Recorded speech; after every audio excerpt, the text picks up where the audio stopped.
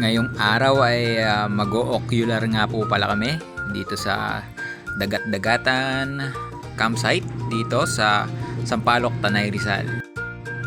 Para po sa gaganaping unity ride ng Kabalikat Civicom ngayong September 23, 2023. Madali lang naman po ito puntahan simula sa may highway, mga 3 to 5 minutes nasa campsite ka na. At madali lang naman itong tuntunin kasi nasa may barangay road lang siya. Yan, nakikita nyo naman na medyo rough road lang siya pagpunta sa may campsite. Pero partial lang naman yung rough road dyan. At ito na nga, nandito na kami sa may dagat-dagatan campsite. At sinalubong kami ng kanilang mga tauhan. Katabi rin nito yung Rainbow Rainforest campsite. Isa lang naman po may-ari ito, magkapatid. Wi-Fi. So, ayan. Activity. Makita po agad natin yung mga pwede nating gawing mga activities sa campsite.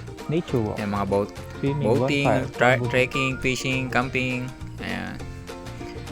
Kaya naglakad-lakad muna kami para makita natin kung kaya bang i-accommodate lahat ng ating mga kapatid sa Kabalikat. Ang ganda po dito.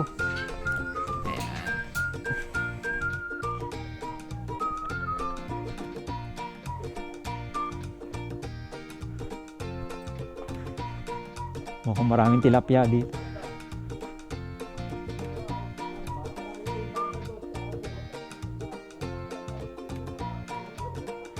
Ang ganda po dito sa campsite na to. Dagat-dagatan campsite.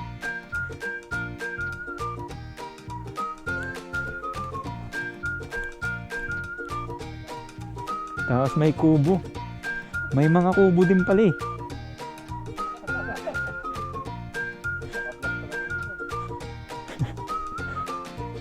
Ayan po si Sir Chairman Sermer, tsaka si Gob po. Gob ba Sani. Ayan po si Gob Sani, Sermer.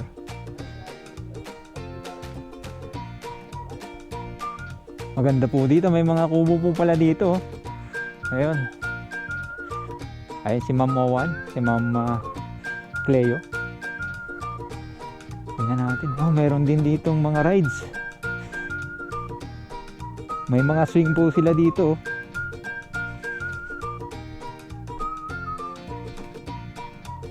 At meron silang balsa. Tsaka mga boat ride. Po.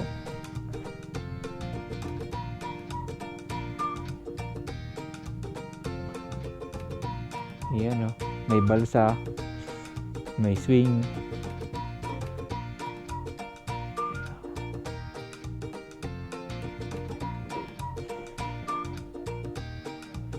Ayan o.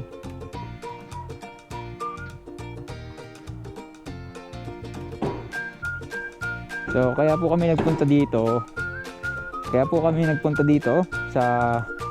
sa campsite dahil po mayroon po kaming event sa darating na September 23. Magkakaroon po ng unity ride ang Kabalikat Civicom po. Ayan. Dito po ang aming magiging venue.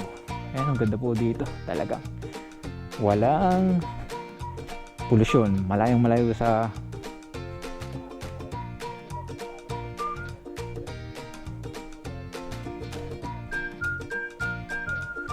Kasama din po pala namin sa ocular sina Sir Macmawili ng 37, si Sir Bernard de Tablan ng 132, si Sir Bart Tolentino ng 990, at Sir Mark De Castro ng 814.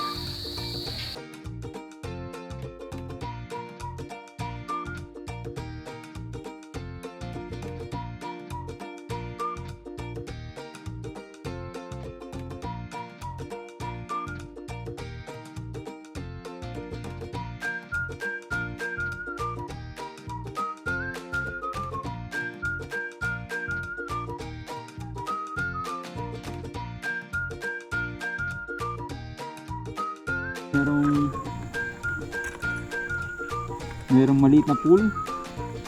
Oh, yan, maliit na pool. Tapos dito pwedeng Dalawa yung maliit na pool. Oo, may isa pang pool doon sa may dulo.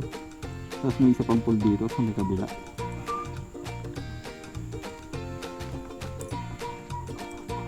Tapos dito pwede nang magtayo ng mga tent dito. Dito na, pwede na pong magtayo ng mga tent dito. Ayan po. Ito na po yung mga space na pwedeng lagyan ng tent. Ayan, hanggang doon na po siguro yung sa dulo. Ayan, may mga camp po. Camp po. Ayan. Sa mga magkakamping, pwede po dito. Malawak ang galawan.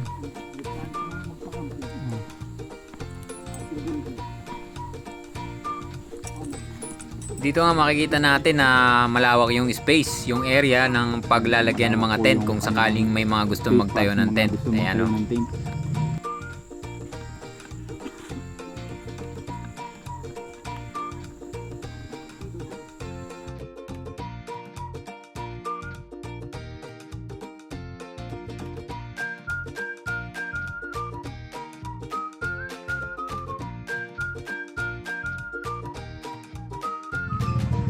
At dyan sa nakikita nyong dagat-dagatan na yan at saka may kamay na yan, pwede dyan mag-picture, yung mga gusto magpa-picture.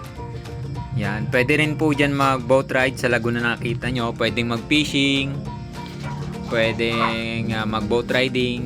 Ayan, umakit kami dito sa may taas. Ayan, pinapakita ko sa inyo yung taas. Ayan, yung lugar kung saan pwede tayong maglagay ng mga tent natin. Yan, pwede na tayo diyan luto-lutuan kung meron tayong mga dalang stove na maliliit. Ayan. Yan, kita nyo naman ang ganda ng place. At marami tayong space para tayuan ng tent. Ayan.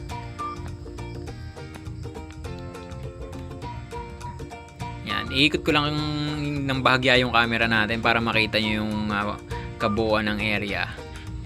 Ayan, nakikita nyo. Ayan, oh. Ayan, nakita natin na may pool, may lagoon. Ayan, para ma-enjoy nyo yung lugar.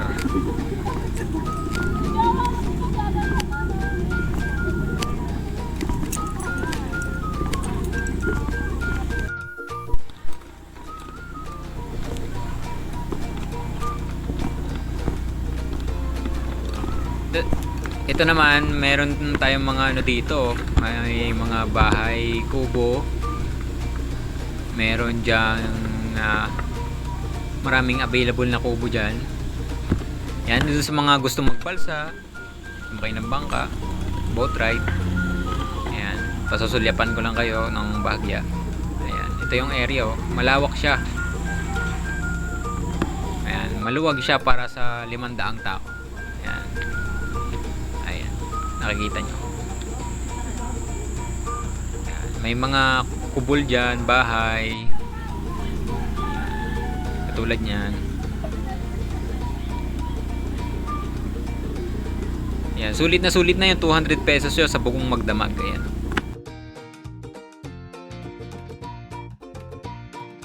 Dito na lang po tatapusin itong ating video. Ayan, at pinakita po namin yung pagdadausan ng event. Ayan, maraming salamat po sa mga nakaabot sa dulo ng video ito. At magkita-kita po tayo sa September 23, 2023. Mabuhay Kabalikat!